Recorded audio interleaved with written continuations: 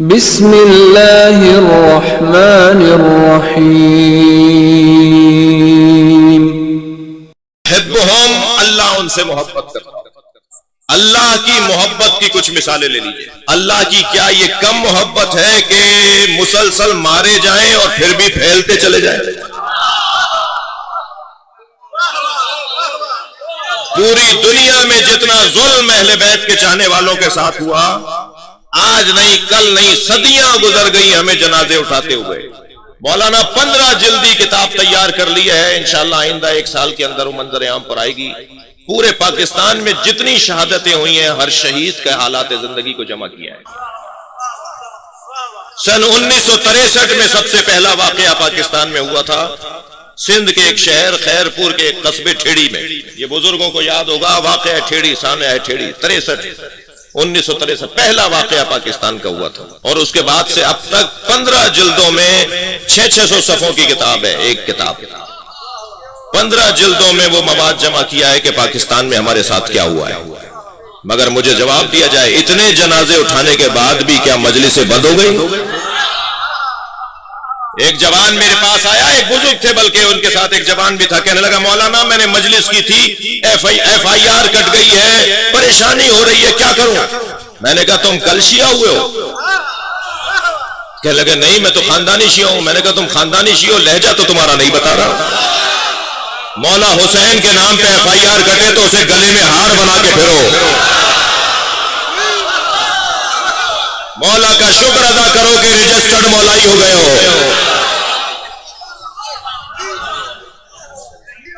سامنا کریں گے، جائیں گے عدالتوں میں، سامنا کریں گے۔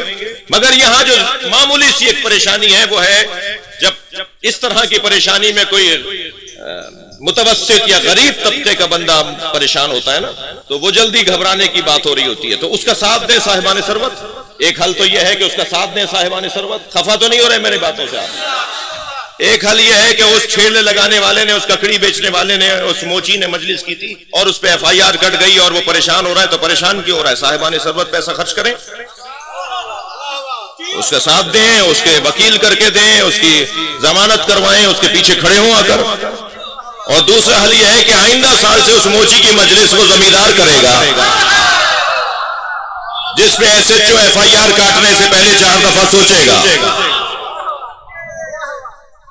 ایک پیغام اور اپنے ان جوانوں اور بچوں کو دوں گا، بہت تکلیف دہ بات ہے کہ 25 ملا 25 ایک حلیہ رکھنے والے لوگ جا کے تھانے میں بیٹھ جاتے ہیں، یہ ایس ایچ او صاحب ان کے دباؤ میں آ کے ایف آئی آر کر دیتے ہیں۔ تو آپ کے ماتمی حلقے میں تو 200 لوگ ہیں، آپ کی اطلاع گنگ کی سنگتوں میں تو 200 لوگ ہیں۔ کبھی ایسی ضرورت پڑ جائے تو یہ 200 جا کے تھانے پہ ماتم کریں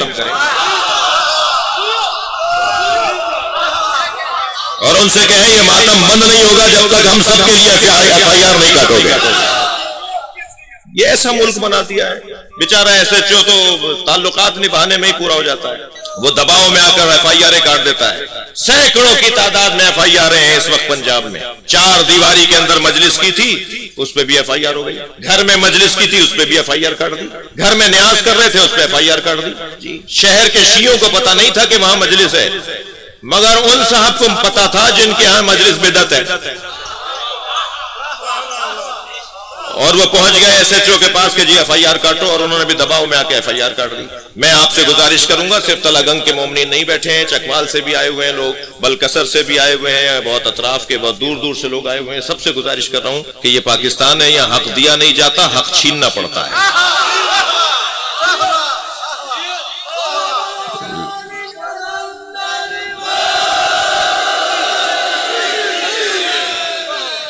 توجہ کر رہے ہیں آپ؟